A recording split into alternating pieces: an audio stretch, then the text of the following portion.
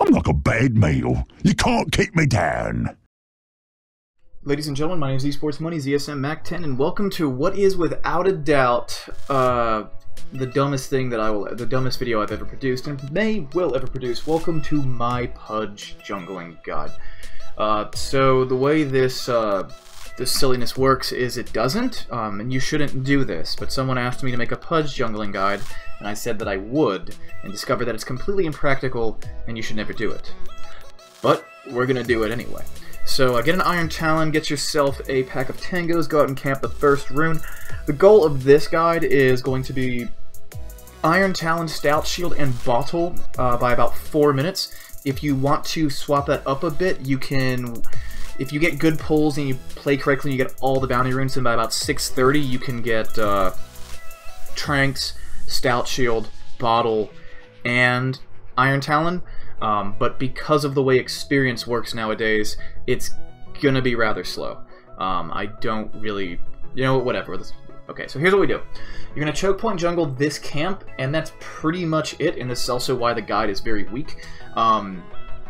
Because if you're going to stay in the jungle for an extended period of time, then you're probably going to need either a second pack of tangos, you're going to need to get really lucky on your creep spawns, you're going to need to get a salve, or again, if you get really lucky, then you may have the money to buy a ring of regen, and then that will sort of offset the amount of damage you're taking.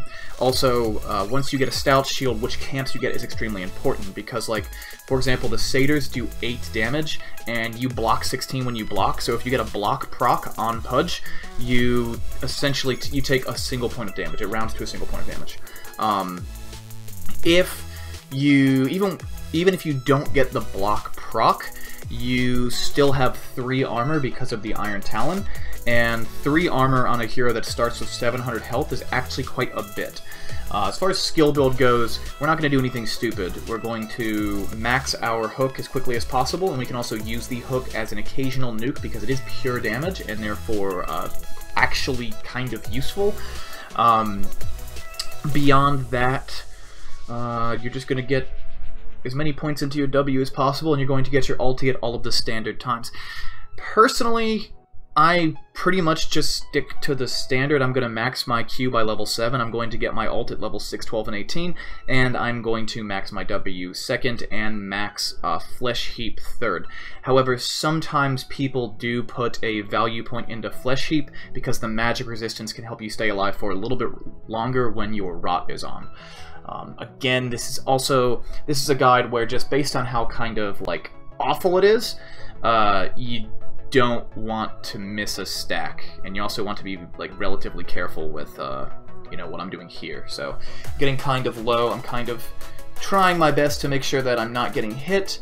If I am, I'm trying to make sure I'm getting hit by these small creeps, because these small mud golems again do essentially no damage when you have a Stout Shield. So thanks for watching this one. I'm sorry I've been gone for a while, guys. I've been trying to put together some decent content in addition to bullshit like this, and I still have to do a little bit more traveling, but hopefully a week from tomorrow or a week from Tuesday, I'll finally be in a position where everything will be back to normal and making videos again. So thanks a lot, y'all, and have fun with this thing.